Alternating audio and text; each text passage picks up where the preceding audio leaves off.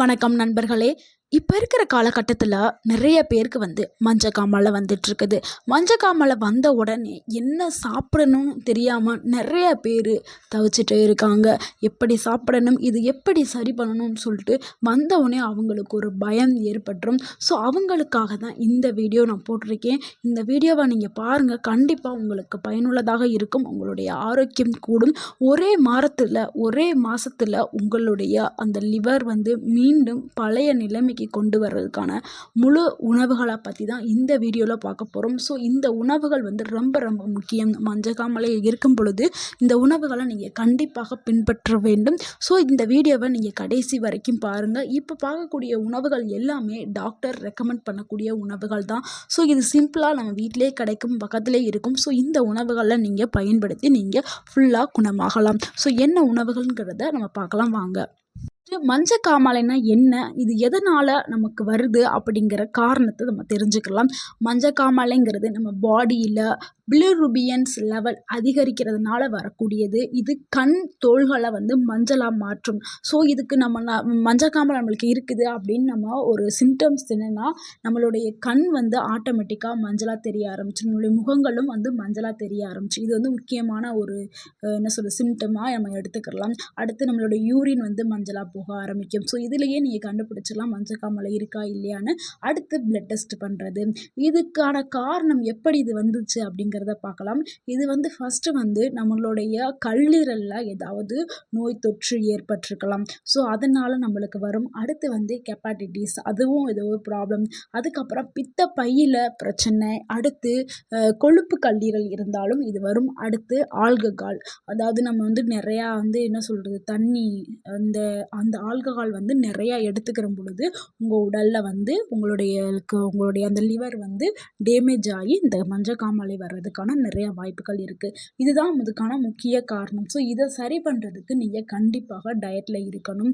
So அதுக்கு கரெக்டான உணவுகளை எடுத்துக்கிட்டால் தான் நம்ம இந்த நோயை நம்ம சரி பண்ண முடியும், குணமாக்க முடியும். ஸோ இந்த காரணங்களை தெரிஞ்சுட்டு இதை நீங்கள் கண்டிப்பாக ஆல்கஹால் எடுக்கிறது எல்லாத்தையும் ஸ்டாப் பண்ணிவிட்டு அந்த உணவுகளை நம்ம கண்டிப்பாக எடுத்துக்கிறணும்.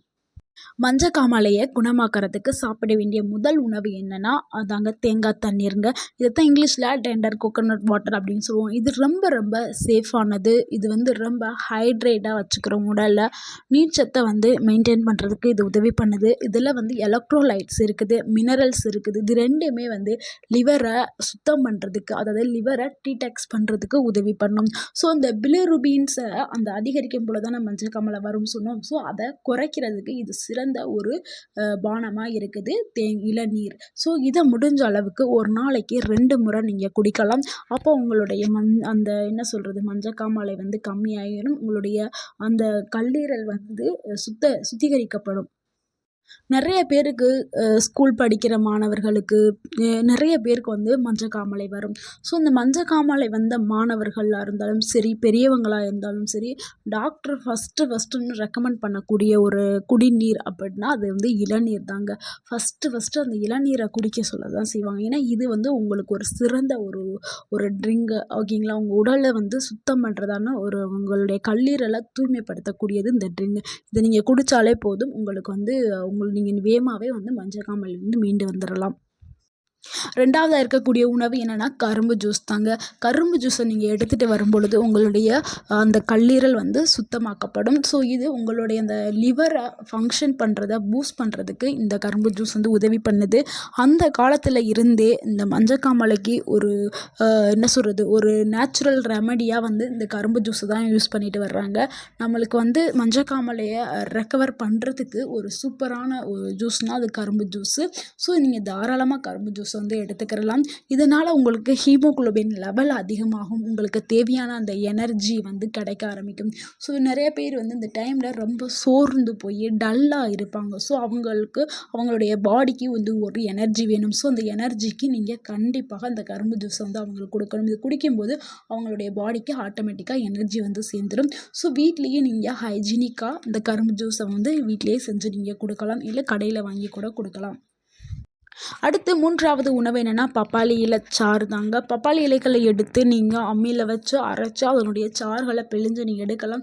இல்லை அம்மி இல்லைன்னா நீங்கள் மிக்சியில் போட்டு அரைச்சிட்டு அதனுடைய சாறை மட்டும் வடிகட்டி எடுத்து நீங்கள் குடிக்கணும். இப்படி பண்ணும் பொழுது உங்களுக்கு செரிமானம் வந்து அதிகரிக்கிறதுக்கு இது உதவி பண்ணும். அதே மாதிரி உங்கள் கல்லீரலில் இருக்கக்கூடிய அந்த நச்சுக்கள் எல்லாத்தையுமே வெளியேற்றுறதுக்கு இது உதவி பண்ணும். ஸோ இதை நீங்கள் அதிகமாக எடுக்கக்கூடாது, கொஞ்சமாக தான் எடுக்கணும். ஸ்மால் குவான்டிட்டி ரொம்ப ரொம்ப உங்களுக்கு போதுமானது. நீங்கள் அதிகமாக எடுத்தீங்கன்னா உங்களுக்கு வயிற்றில் பிரச்சனைகள் வரும். ஸோ நீங்கள் ரொம்ப கம்மியான அளவு நீங்கள் எடுத்துக்கிட்டால் உங்களுக்கு போதுமானது. இல்லைன்னா உங்களுக்கு டவுட்டாக இருந்துச்சுன்னா உங்களுடைய டாக்டர்கிட்ட வந்து நீங்கள் கேட்டுக்கிட்டு கூட நீங்கள் எடுத்துக்கிறலாம். ஏன்னா நீங்கள் டாக்டர்கிட்ட போயிட்டு நீங்கள் வேறு மருந்து மாத்திரை சாப்பிட்டுட்டு இருக்கும்போது இதை எடுத்துகிட்டு இருக்கும்போது ஏதாவது ப்ராப்ளம் வரும்ல. ஸோ நீங்கள் ஒன்று இந்த சித்த வைத்தியத்திலேருந்து இந்த மூலிகையிலேருந்து ஒன்று எடுத்துக்கிறணும். இல்லைன்னா நீங்கள் டாக்டர் கொடுக்குற மருந்துகளை எடுத்துக்கிறணும். இல்லைன்னா நீங்கள் டாக்டர்கிட்ட கேட்டுட்டு நீங்கள் எடுத்துக்கலாம். அடுத்து 4வது உணவு பார்க்கலாம். இது வந்து எலுமிச்சை வாட்டர் தாங்க. எலுமிச்சம்பழத்தில் விட்டமின் சி வந்து அதிக அளவில் இருக்குது. ஸோ நம்ம உடலுக்கு தேவையான நோய் எதிர்ப்பு சக்தியை கொடுக்குறதா இருந்தாலும் சரி, நம்ம உடலை வந்து சுத்தம் செய்கிறதுக்கும் பயன்படுது. அதே மாதிரி இதில் அதிக அளவில் ஆன்டி ஆக்சிடென்ட் இருக்குது. ஸோ நீங்கள் உங்களுடைய கல்லீரலை சுத்தம் பண்ணணும் அப்படின்னா நீங்கள் கண்டிப்பாக எலுமிச்சை ஜூஸ் வந்து நீங்கள் எடுத்துக்கிறணும். இல்லைனா எலுமிச்சை பிழிஞ்ச தண்ணி எடுத்துக்கிறங்க. அதுவும் காலையில் வெதுவெதுப்பான அதாவது சுடுதண்ணி இருக்குல்ல, அந்த சுடுதண்ணியில் லைட்டாக அரை இளஞ்சம்பழத்தை பிழிஞ்சு விட்டுட்டு அப்படியே நீங்கள் குடிக்கும் பொழுது உங்களுடைய கல்லீரல் வந்து சுத்தமாக்கப்படும். உங்கள் உடலில் இருக்கக்கூடிய நச்சுகள் எல்லாமே வந்து வெளியேற செய்யும். ஸோ உங்களுக்கு அற்புதமான ஒரு பானம் அப்படின்னா எலுமிச்சை தண்ணியை கண்டிப்பாக நீங்கள் எடுத்துக்கிறணும்.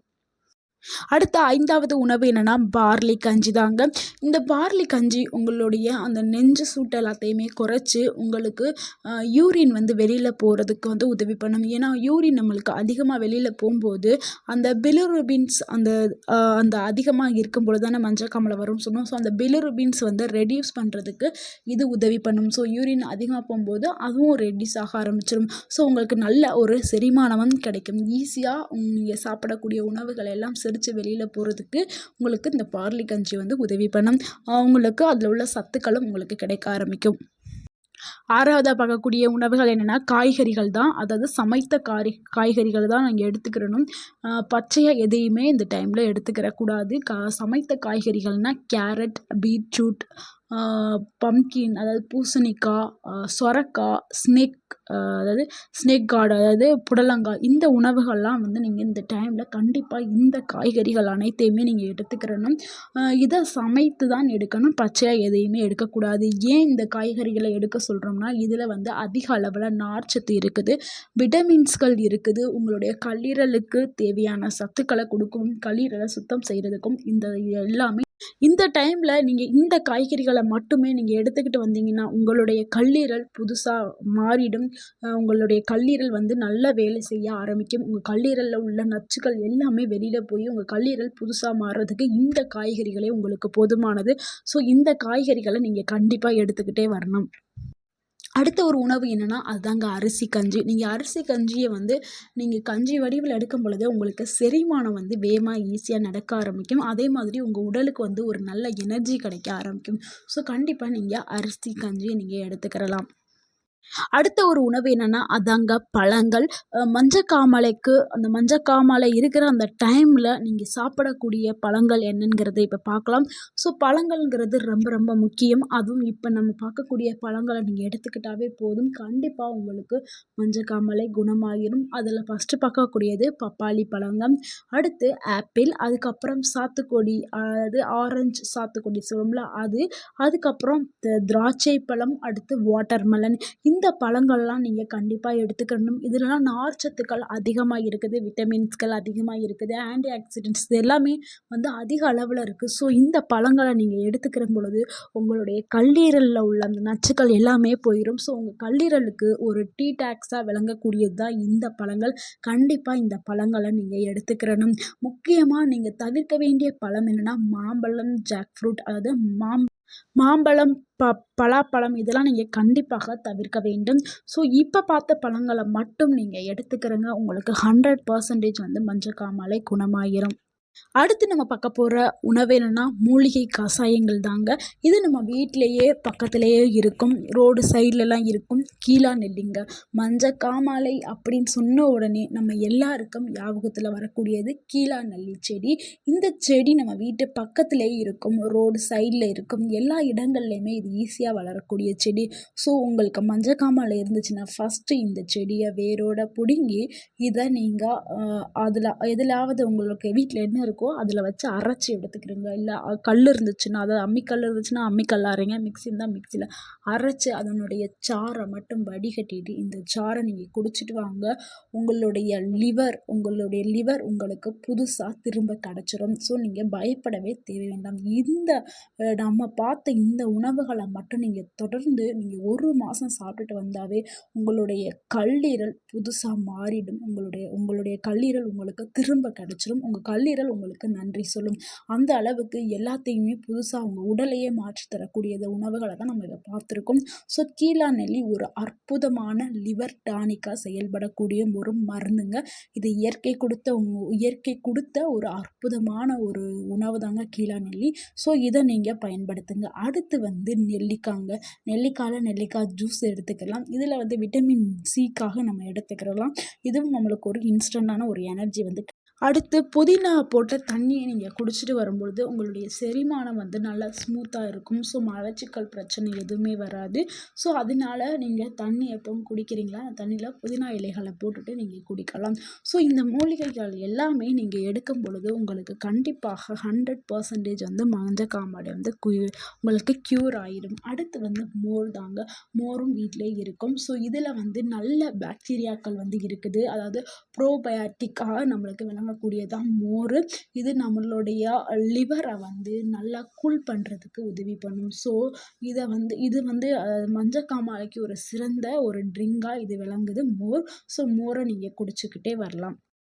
ஸோ நீங்கள் மோரை எடுத்து நீங்கள் குடிக்கும் பொழுது உங்களுடைய உடல் நல்லா அந்த உடலுடைய சூடும் தணிஞ்சிடும். உங்களுடைய செரிமானமும் வேகமாக செயல்பட ஆரம்பிக்கும். ஸோ எல்லாத்துக்குமே உங்களுக்கு மோரும் நல்லது. ஸோ இந்த உணவுகள் எல்லாத்தையுமே நீங்கள் கண்டிப்பாக எடுக்கும் பொழுது நீங்கள் 100% குணமாயிருவீங்க.